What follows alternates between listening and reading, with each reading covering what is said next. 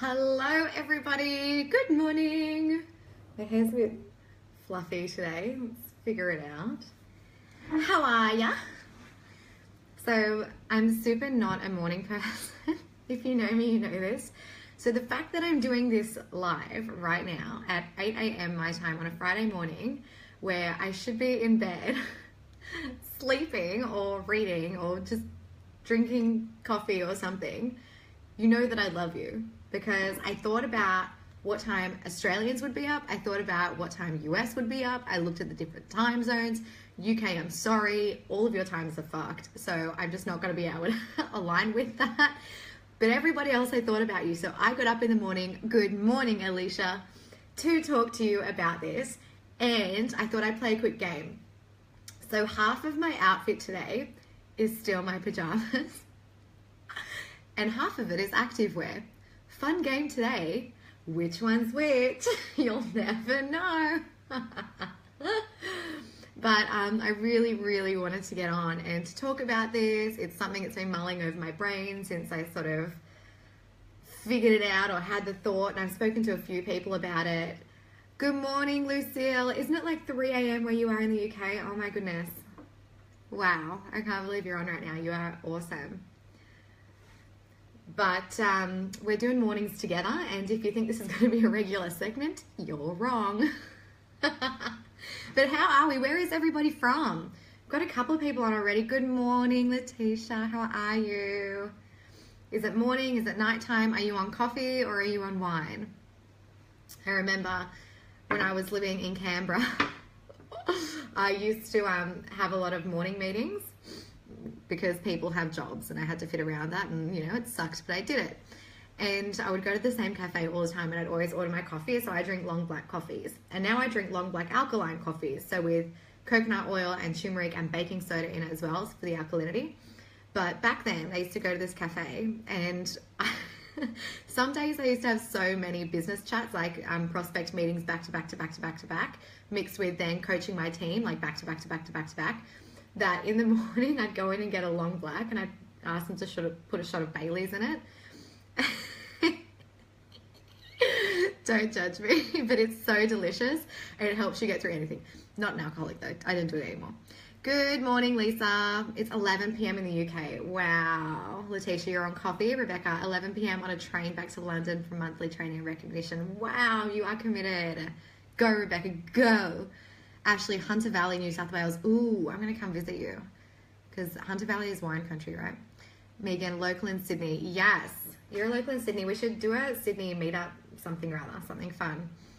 We'll do it when my wine company launches. You guys know I have a wine company, right? It's called Wine Not the Brand. Launching this year at some stage. So eyes on that. And then you can all come to my big launch party. It'll be awesome. Oh, thanks for the kids, Rebecca. Okay, so let's get crack-a-lackin'. Yes, I know. Wine, all the wine. Good morning, Angie. Who else have we got on that I haven't said good morning to? Hi, Talia. Hi, Simone. Letitia, Christy, Melissa, Alicia, Rebecca, Lisa, Adam. I am just going to get cracking. Hi, Ashley. Sunny Mascot. Oh, lovely. Coffee here. Hi, Simone. From Melbourne. Wine and cheese, girlfriend. Hell yes. Okay, all right, now I'm really getting distracted. Let's talk about survival mode. So if you are on my weekly, it's like 2 weeks, 3 weeks, maybe sometimes every month. This particular instance, I actually haven't written to my list since December. Whoops, sorry guys. But I'm meant to be doing these weekly musings, right? Which is just what I experience in my life over the week. And I usually have these topics that come together, which I share with you, and I share them through email, and they're like my little mini blogs, but they're a lot longer and a lot more, I guess, personal, because to be on that mailing list, you have to be in my circle of trust. So if you haven't gotten into my circle of trust, go to my website, kataso.com, and you can do that now. But in these weekly musings, I always talk about sort of what I experience and what I learn from that. There's always a lesson. Oh, yay, hi from Canada. It's not morning here. Yeah, get the wine. And this week I had a really interesting conversation, and it was sort of like a whole, it had started from a bunch of different conversations. I'd been speaking to this person about let's think, where did we get started with the whole thing? It's been going for probably a few months, this conversation now. And anyway, we ended up, good morning, Lauren. Are you impressed that I'm awake? We ended up sort of me blurting out that I was terrified to have kids. And then she probed me, she was like, well, why? Because so many people tell me I'm going to be an awesome mum. And I'm like, look, I'm well aware that as humans, as babies, we pick up so much from our parents. And some of it's conscious, some of it's not conscious. So some of our character traits, some of our flaws, some of our strengths, some of our weaknesses are all learned behaviors from our parents, right? But this happens when we're little babies, or like 1-year-old, 2-year-old, like all the way through. But essentially, even our parents teaching us how to eat actually imprints on our brains. I know, I look so awake, right? I've been up since 6:30, so I'd be awake by now. And I have coffee. So I had this conversation where we were talking about, for example, when a mum tries to feed her baby, right? If the baby doesn't want the food, if the baby's crying, then what does a mum do? And this is something called attunement that I learned, where essentially the mum has to try and figure out how to get the same results, so how to feed the baby, but how to make it work. So she thinks, okay, do I leave the food there? Do I come back later? Do I blow on it? Do I let baby feed itself? Does baby want something else to eat? What can I do to feed this child? So it's something called attunement. It's something when we learn when we're really little. And what that is basically tuning into other people, where you can start to discern what they're trying to say. So there's a massive difference between what you say and what your intention is and what you're trying to say. And I'm really good at intention, but I'm pretty shit at actually reading plain action. It's confusing to me, right? And the reason is because I didn't learn attunement when I was younger. Anyway, so the whole purpose of this is that I said to her, well, look, we've spoken about attunement. We've spoken about how you learn so much from when you're, a little baby. Hi, Amy. Hi, Samantha. Welcome. And I was like, I'm scared. I'm scared to fuck it up. Like, I'm scared to have kids and fuck it up and not realize and screw them for the rest of their lives. And I was thinking, God, like, it's so sad because I love my parents, but I see things now being an adult where I go, fuck, like, that must have been really shit for them. And I said, God, you know what? Every time that I thought I wasn't loved or I wasn't appreciated or I wasn't, listened to or I wasn't nurtured, it's not because the people around me chose not to nurture me. Good morning, Robin, New Zealand. Oh my God. It's not because they chose not to love me or nurture me. It's because they were doing the best with what they had, because they were in survival mode. See, my family came from Hungary. Like, they actually immigrated from Hungary. They worked fucking hard to give me the life I had. Really, really damn hard. And I was thinking back, like, remembering stuff as a kid, like, I was just imagining how hard it would have been for my family, how hard it would have been to come not speaking English, how hard it would have been to come trying to find a job, how hard it would have been to adjust to culture. So Hungarian culture, European culture versus Australian culture, there's a massive, massive difference. Even when I work my business, I'm so aware of this now, like US culture to New Zealand to Australia, the way that I coach and train my team has to be different, because the verbiage that works in the US is going to be way too over the top for Australia. And the verbiage that works in Australia is going to be so casual that US consultants won't really pick it up, because they like to be more sold to and more aggressively spoken to. And New Zealand is like, if you put any pressure on New Zealanders, they're out of there. They just want to chill. They want to be with their family. Their family is their very first value. So when it comes to mixing like European culture and Australian culture, I can only imagine how hard that would have been every single day for my parents. And this is why, they did the best they could, because they were in survival mode. And it really, really made me think. It really made me think about our businesses and our lives and our friendships and what we expect from other people. And like the biggest one that came to my head is I just went, oh my God, like this is why I have consultants start then quit. But then they come back. I'm thinking, what the fuck? Like, you know who I am, you know my system, you know my company is bomb.com. Like, why would you leave and come back? And then it goes back to something else that I teach, which is when you start a business or have a new intention, life will come and roundhouse kick you in the face because you've set a new intention. And when you do that, life will automatically get to work in making you the person you need to be to get to where you've asked to get to. So for example, if I ask to be a multimillionaire, then me at 21 could not handle that request. There's no way me at 21 with my life experience, my belief systems, my support network, my, lifestyle, there's no way I could have handled the kind of responsibility that comes with being a multimillionaire. So when you set a new intention, life automatically gets to work in giving you the experiences that you have to go through to build you into the person that you need to be to handle the life that you've asked for. So when people start a network marketing business or any new business or any new intention or even any new relationship, shit happens. And the way I explain it to my team is as soon as you start your business, at some point your life will turn to shit. I'm so nice, right? But it's true. It's so true. And I'd rather tell them up front than be like, it's going to be amazing. It's going to be rainbows. And then all of a sudden their life turns to shit, right? Hey, Cassandra from Canada. Yeehaw. Like, I'd rather prepare my team. But this is why people start and quit, guys. Because when they start their business, they set a new intention, life turns to shit. And all of a sudden, here's where it comes together. They go from growth mode, from comfort, to survival mode. They start to have their needs not met. They start to feel unsafe. They start to have turmoil in their relationships. Therefore, their sense of community comes apart.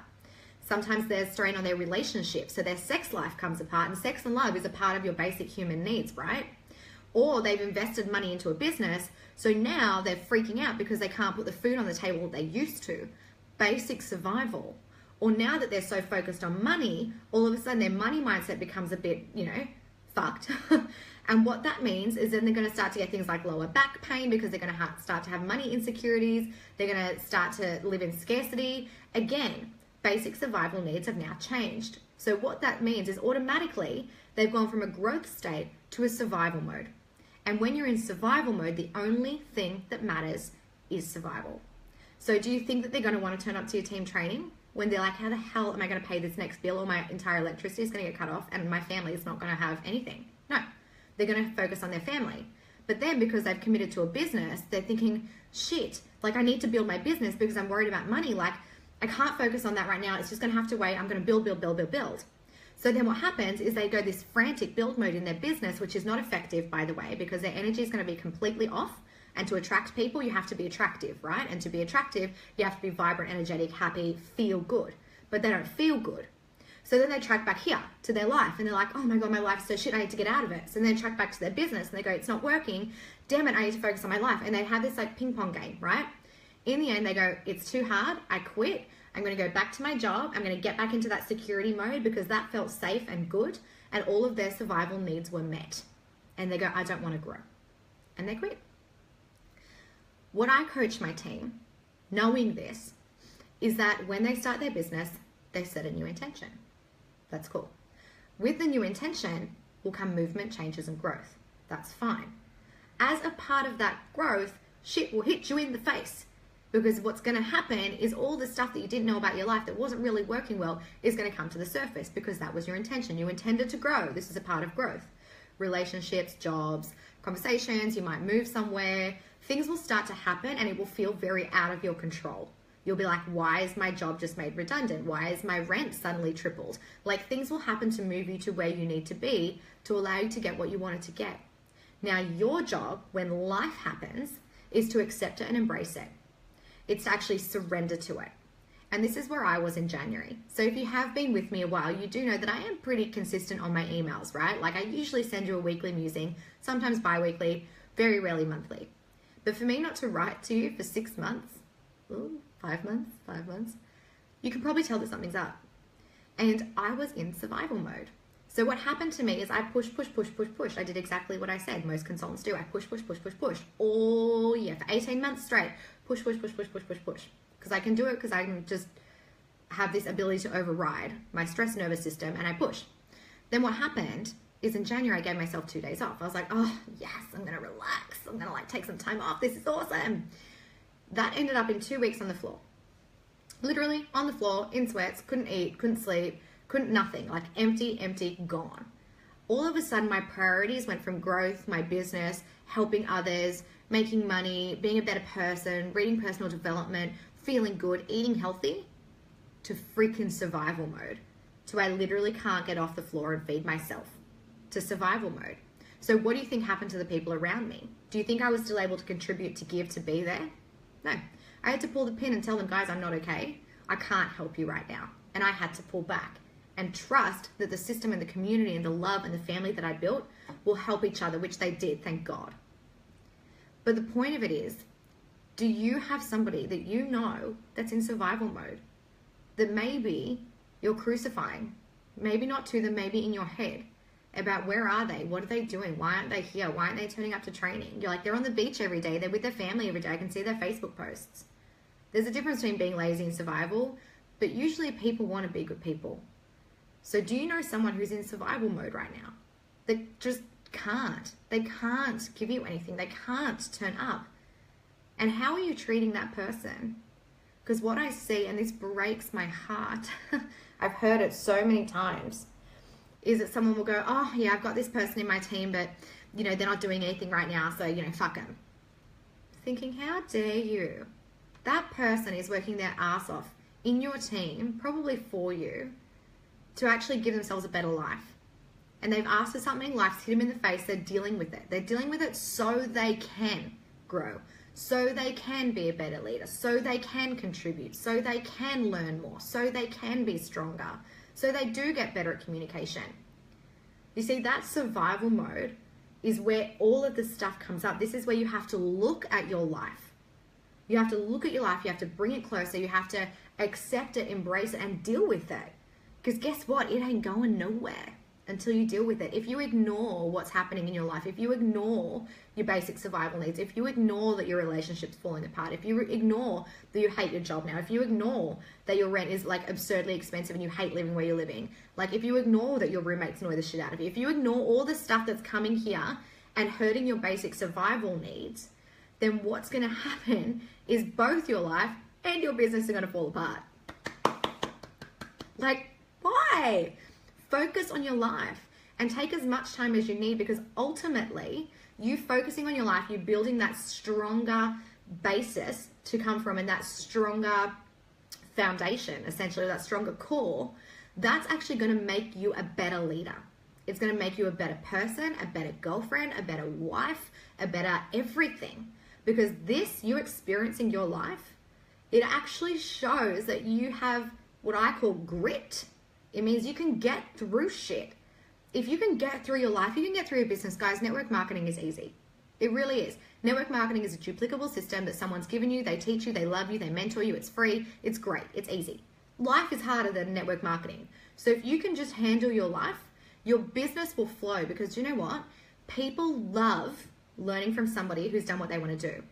And if you haven't been through adversity in your life, if you refuse adversity in your life, if you don't acknowledge adversity in your life, that makes you seem, I'm not saying you are, but it makes you seem really fake.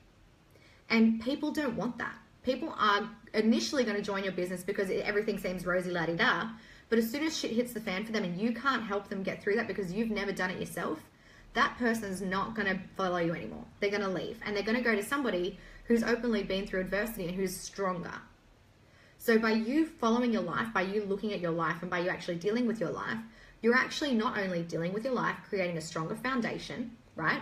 Speeding up the growth of your business, but you're also becoming more attractive to people. You're becoming a better leader. You're becoming more empathetic, and you're becoming more relatable. So survival mode, when it hits you, what do you have to do? You have to focus on it. You have to deal with it. You have to get through it. And this could take some time. I have consultants I know that have been in survival mode for over 12 months. And you know what? I still love them. And I tell them I love them all the time. I send them little messages. I'm thinking about you. I love you. I hope you're okay.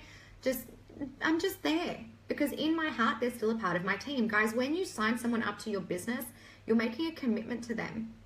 How seriously do you take that commitment? Because for me, it's like, we're blood brothers now. If you sign up to my business, I will love you until the day we die.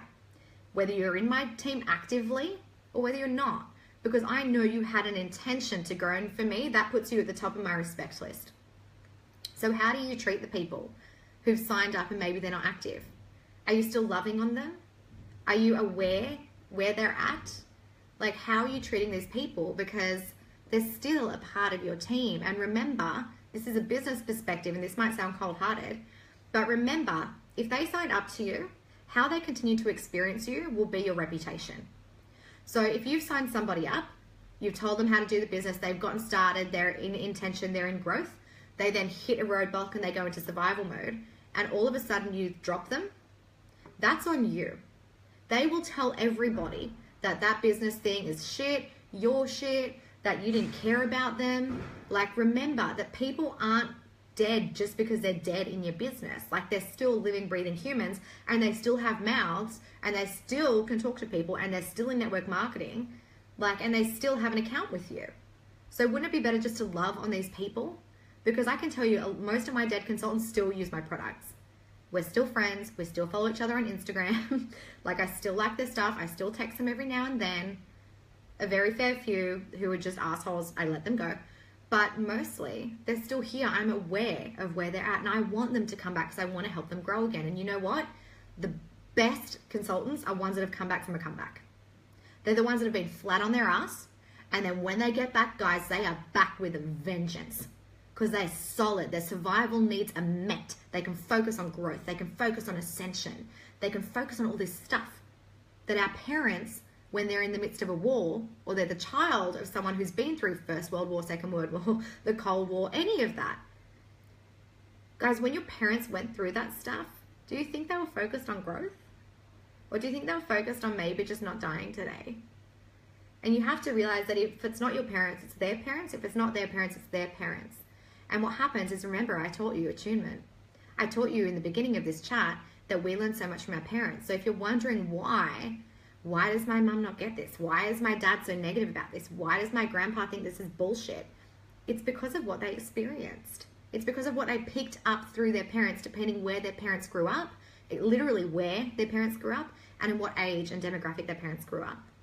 So if you have people in your life, perhaps the older demographic and generation, that aren't supportive, or perhaps even your friends that have parents who have parents who have parents who have parents, who were once in survival mode, you need to understand it's not about you. Their needs are here. They can't even see any higher than that. If you go and look up Maslow's hierarchy of needs, have a look at all the survival needs, right? And have a look at the, look at my plant. Have a look at like how that builds on one another. So what else did I promise I would answer for you? What do you guys want to know about this? Are you learning stuff and things? Thank you, thank you. That is so important to know someone's there. You have no idea how much I needed this today. Oh, I love you. Preach it exactly at the start of the year for me. I love this topic. You're speaking from the heart and can't wait to share this with others. Oh, bless. Thank you. You're looking beautiful this morning. Thanks. You're speaking to my heart right now. This is explaining so many things in my life right now. Yep. True parts of life really does come and make you look hard. Yes. And it's a part of it. Accept it. Embrace it. It's exactly what you need. This makes so much sense. Yes. Yes. Freaking awesome. So true. So true. Hi from Canada. Hey. Yeah. False evidence appearing real. Yep. Morning from New Zealand. Awesome. Okay, so do you guys have any questions about this? Like, is this making sense to you? Like, can you actually relate this to where you're at in your life or business now, or something you've potentially experienced? Maybe with your parents, maybe with some business partners, survival mode. Like, such a big thing. And this is also why I was thinking, I was like, talking to this woman, I was thinking, fuck, is that why now, like, it seems like we've gone from 0 to 100 with mindset and mindfulness and yoga and meditation and all of this beautiful stuff. But I was thinking, is this why we're doing it now? Because as a society, mostly, especially most of Western society, our survival needs are met. We're actually quite comfortable. Is that why we now have the, I guess, the platform or the tools or the ability to ascend, to look for higher stuff, to work in mindfulness, to work in positivity, to work in, you know, energy and stuff like that, instead of just being at this base human core animalistic level? So it's really interesting when you think about it. But how do you guys feel about it? What are your thoughts on this? Does this make sense to you, and does this help you?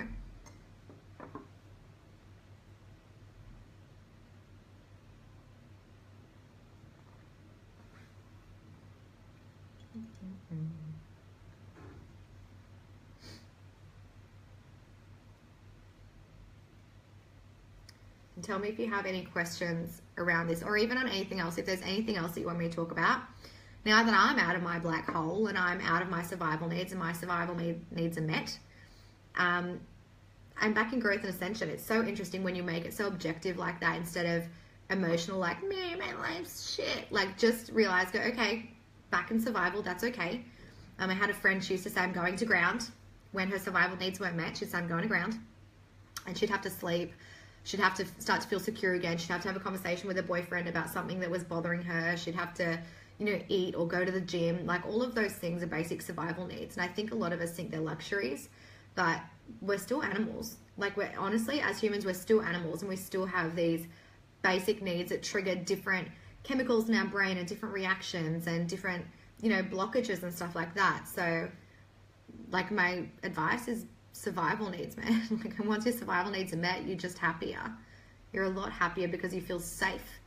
I think safety for women is a really big one. I think a lot of us put ourselves in situations where we don't feel safe, but we also cover it up with, oh, but I should. Like, oh, but I live in a house, I should be safe. Or I have this job, but I should feel safe. But you might be with a partner who you think is cheating on you. Or, like, I don't know, there's so many reasons why we as women wouldn't feel safe. And that fucks with our survival needs. Like, that fucks with our ability to grow and our ability to ascend. So by putting your life in order, it's the best thing you can do for your business, is just have your life in order. Look after your little piece of pie. Like, this is why I always say environment always wins, because the environment that you're in will have such a massive impact on you. This is why I moved out of an entire city and state, and I moved somewhere completely different where I knew absolutely no one, which was terrifying and really hard, but it allowed for my survival needs to be met because I felt safe. Tasha, I have a few people in my team like this and I do love them, so it just confirms for me that I'm doing the right thing. Yes, continue to love them. That's what a good leader does. Robin, with the suicide, depression, mental illness rates being so high lately, do you think that we almost have new mental survival needs? You have me thinking. Yeah, I think we do. I think social media plays a huge part in this, both positively and negatively. And I think I've written a blog about this before. I think social media is an incredible platform, and I think people bastardize it a lot. But in the end, it's not social media that's the problem, it's what we're putting on it. And the reason for that. So a lot of people, when they feel unsafe, if you think of a dog, when it feels unsafe, what does it do? It doesn't go and be happy. Like, when a dog feels unsafe, it bites, right? Same thing with us. Only hurt people. And I think a lot of people putting each other down is because they don't feel safe. It's a basic survival need. So they will do whatever they need to do to cover that survival need, to feel safe, to feel secure. It's not about hurting somebody else. That's not their intention. Their intention is for them to feel better because it's a basic survival need. Michelle, hello, watching while I put my makeup on, getting ready for work. Good. Shonda, I've been studying a lot about attitude. Attitude is everything. We need to be really attuned with what our thoughts are. That can really determine what state you're in. Yes, absolutely. And understanding how other people impact that and how we also relate to them. Ali, knowing you're in survival mode, how do you keep contact with clients and not be scary? I'm going to be honest with you, I don't. I am a really big don't contact people while you're down person. So I will just disappear. I will look after my survival needs. And usually max will take a couple of days. So you can fix it a lot quicker than you think, but I take that pressure completely off me. So when I'm in survival mode, I don't contact my team. I don't contact my clients. If it's any longer than like a day or two, I'll let them know, like I'll put something else out there that they can do or use or leverage or put somebody else in front of them so they're not left. But I don't contact people when I'm in that state. It's never worked out well. Amy, this is interesting. So many people don't know how to respond to positivity on social media. Yeah. Do you know why? Because it threatens them.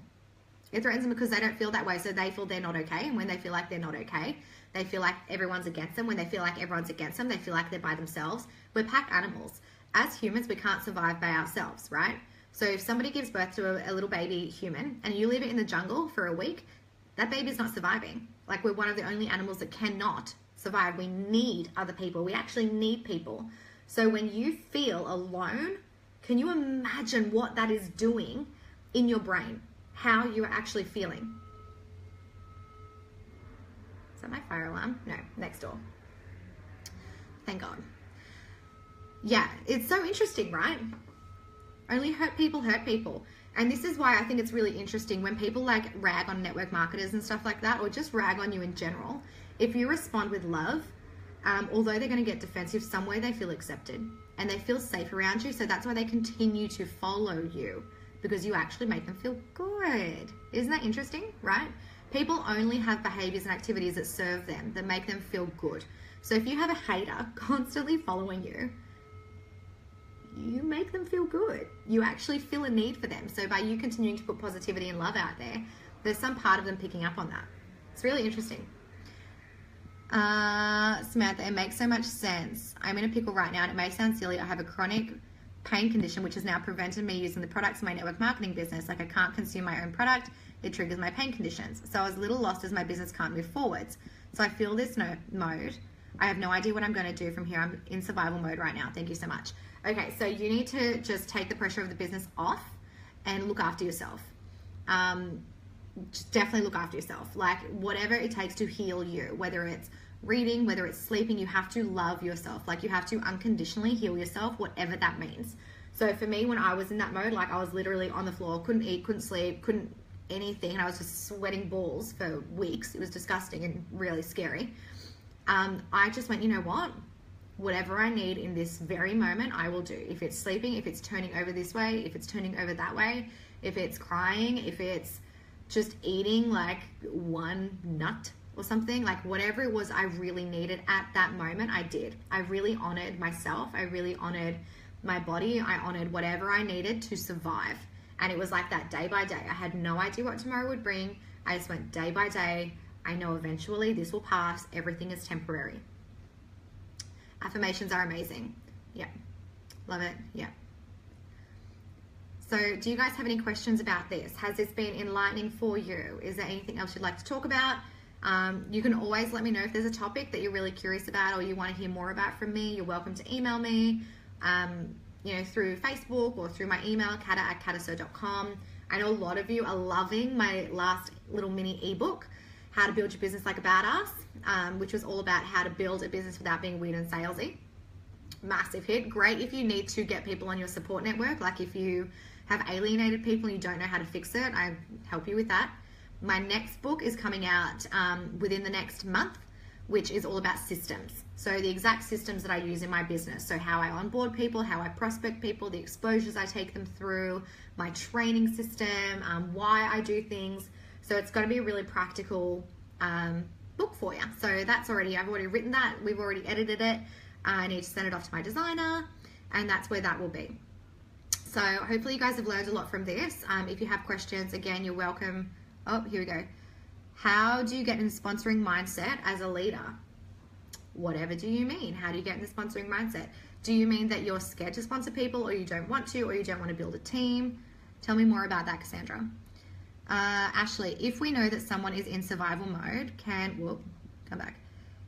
we only help them by loving on them? Is that enough? Yes. You can't fix somebody's life. So if somebody's in survival mode, the best thing you can do is make them aware of it, give them permission to be in survival mode, say to them, it's okay. It's okay for you to feel shit right now. It's okay for your life to be apart. I've been there. I know exactly how it feels. You're going to be okay. Take all the time you need. What can I do to support you? I think one of the most powerful things you can do as a leader is actually ask, and it's asking permission from your team.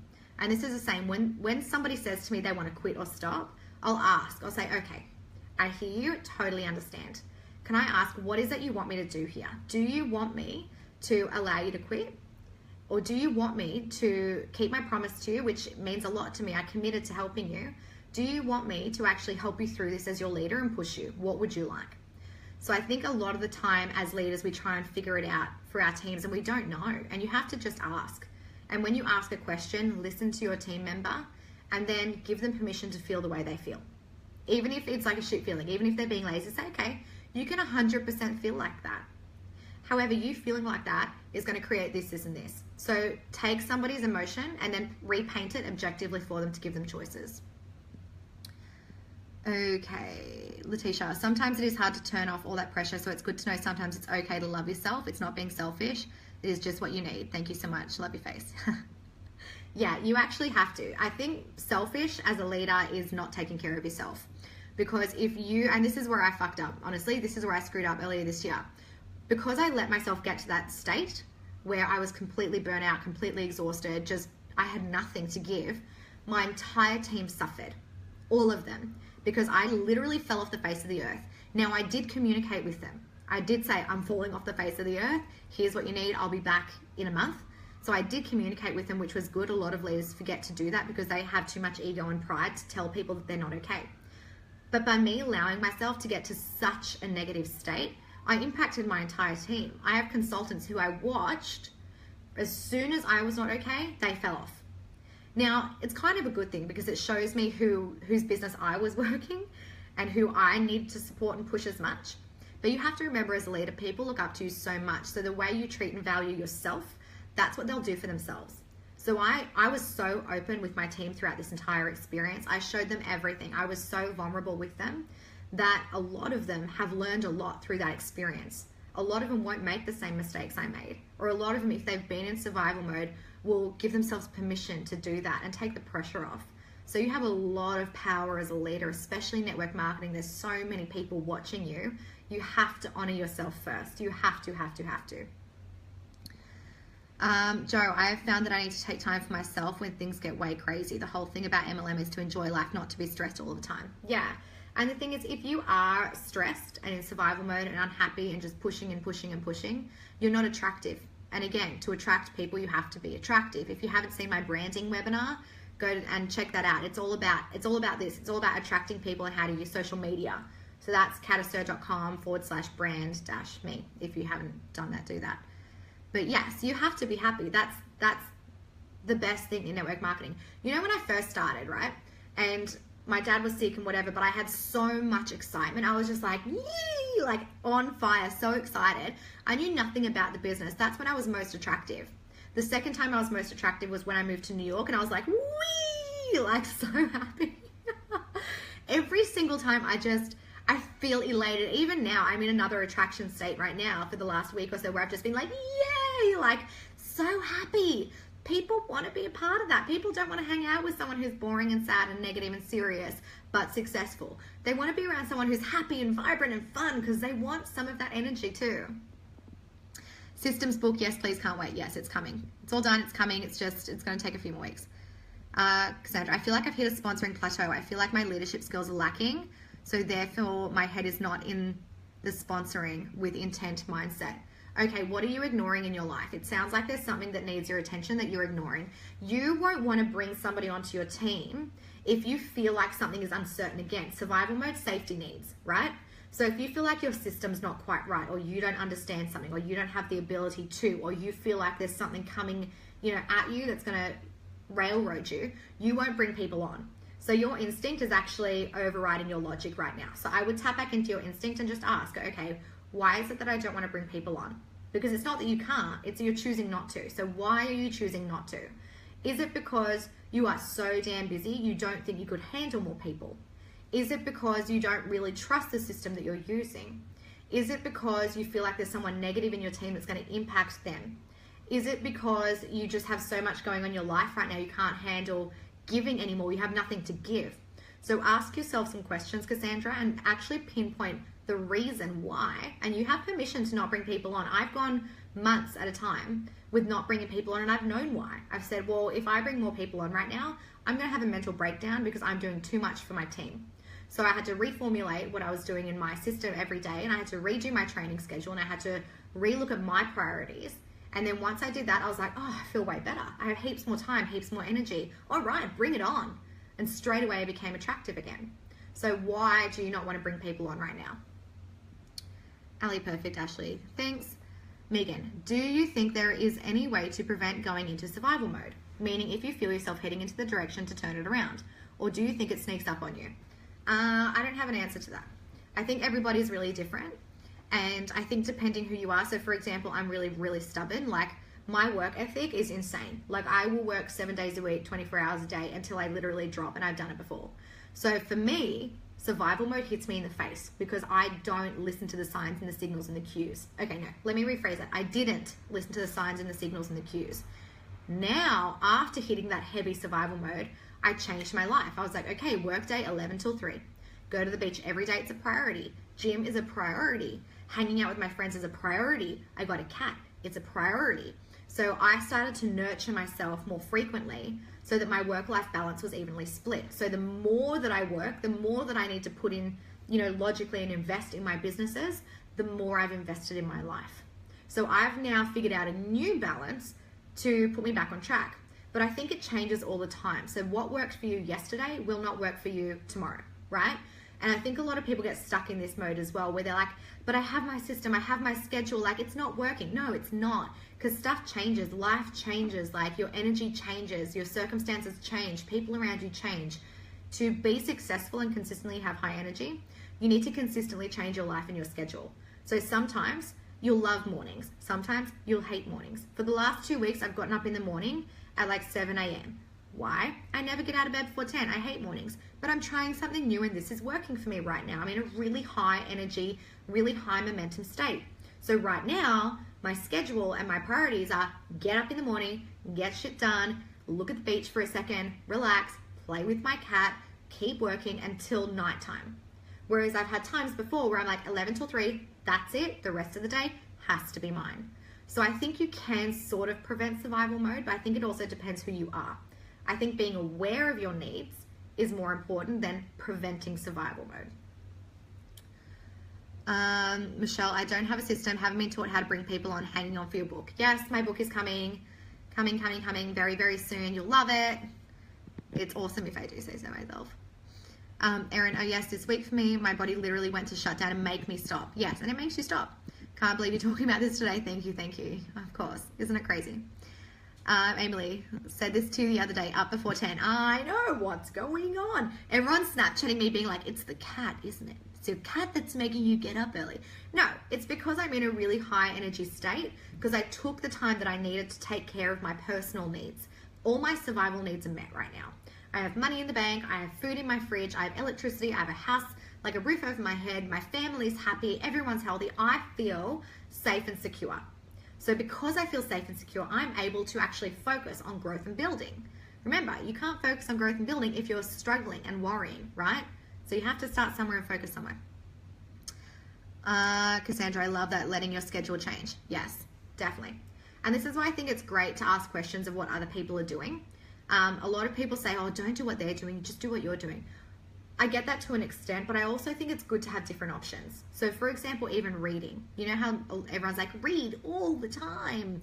It annoys me because there's a difference between reading and actually absorbing the information. I've definitely read books where I've looked at the pages and I've absorbed absolutely fuck all. I would have no idea what that book says. And then there's a difference between absorbing and actually implementing. So I know people that have read and absorbed thousands, literally thousands of books. Implemented? Maybe none. Chris, how do I shut this off? I mean, seriously, where's the stop button? Are you talking about me or are you talking about survival mode? Because this could get orkies. Fight. No, jokes. Do you mean how to shut off survival mode?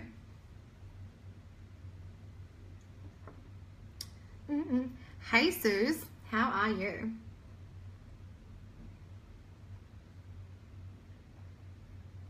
I can't believe this live has gone for 48 minutes. Wow. Okay then. All right. If you have any more questions, feel free to keep commenting on this or write me an email or whatever it is. Catch up with my weekly blogs. But yeah, survival mode. Don't ignore it. All right, guys. See ya.